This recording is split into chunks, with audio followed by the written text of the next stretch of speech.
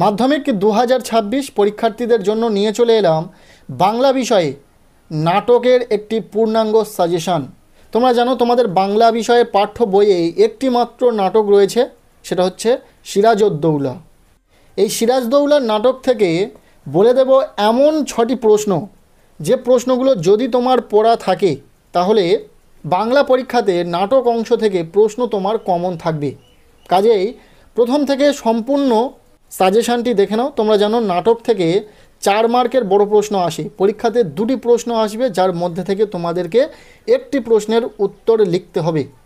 তার জন্য এমন 6টি প্রশ্ন এই ভিডিওতে বলে দেব, যে 6টি প্রশ্ন তোমরা মিস করবে না, প্রতিটা প্রশ্ন খুব ভালো করে পড়ে রাখবে। সো প্রথম থেকে প্রশ্নগুলো দেখে নেওয়া যাক। প্রথম প্রশ্ন, সিরাজউদ্দৌলার নাট্যাংশ অবলম্বনে নবাব সিরাজের চরিত্র বিশ্লেষণ করো। ভীষণ ভীষণ গুরুত্বপূর্ণ একটি প্রশ্ন। এই প্রশ্নটি পরীক্ষাতে আসার সম্ভাবনা সবচেয়ে বেশি। এরপর দ্বিতীয় প্রশ্ন, আমার এই অক্ষমতার জন্য তোমরা আমাকে ক্ষমা করো। কে কেন এই মন্তব্য করেছেন? যাকে উদ্দেশ্য করে একথা বলা, তার মধ্যে এই মন্তব্যের কি প্রতিক্রিয়া হয়েছিল? প্রশ্নটি ইম্পর্টেন্ট রয়েছে, খুব ভালো করে পড়বে। এরপর 3 নম্বর প্রশ্ন, হিন্দু মুসলমানের মাতৃভূমি গুলবাগ এই বাংলা। কাদের উদ্দেশ্য করে বক্তা একথা বলেছেন? এই বক্তব্যের মধ্য দিয়ে বক্তার কোন চারিত্রিক বৈশিষ্ট্য প্রকাশিত হয়েছে? এই প্রশ্নটিও ভীষণ ভীষণ গুরুত্বপূর্ণ, খুব ভালো করে পড়বে। নাটক থেকে যে প্রশ্নগুলো গুরুত্বপূর্ণ, বেশি গুরুত্বপূর্ণ, সেই প্রশ্নের শেষে কিন্তু স্টার চিহ্ন দিয়ে চিহ্নিত করা হচ্ছে।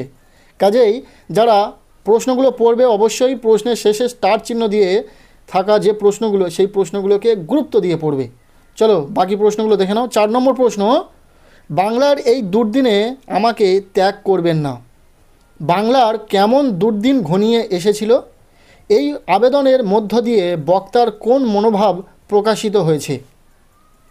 নেক্সট 5 নম্বর প্রশ্ন, মুন্সিজি এই পত্রের মর্ম সভাসদদের বুঝিয়ে দিন।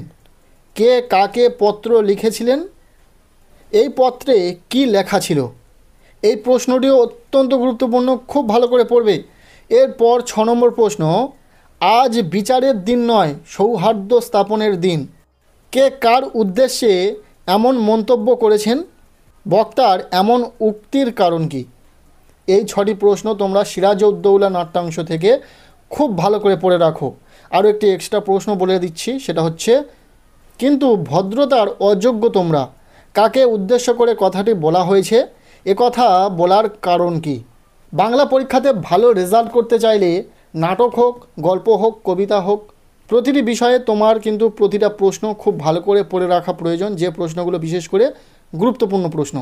সেইভাবে নাট্যাংশ থেকে যে প্রশ্নগুলো বলা হলো আজকের এই ভিডিওতে, এই প্রশ্নগুলি তোমরা খুব ভালো করে পড়ো। এখান থেকে তোমাদের পরীক্ষাতে প্রশ্ন কমন পেয়ে যাবে।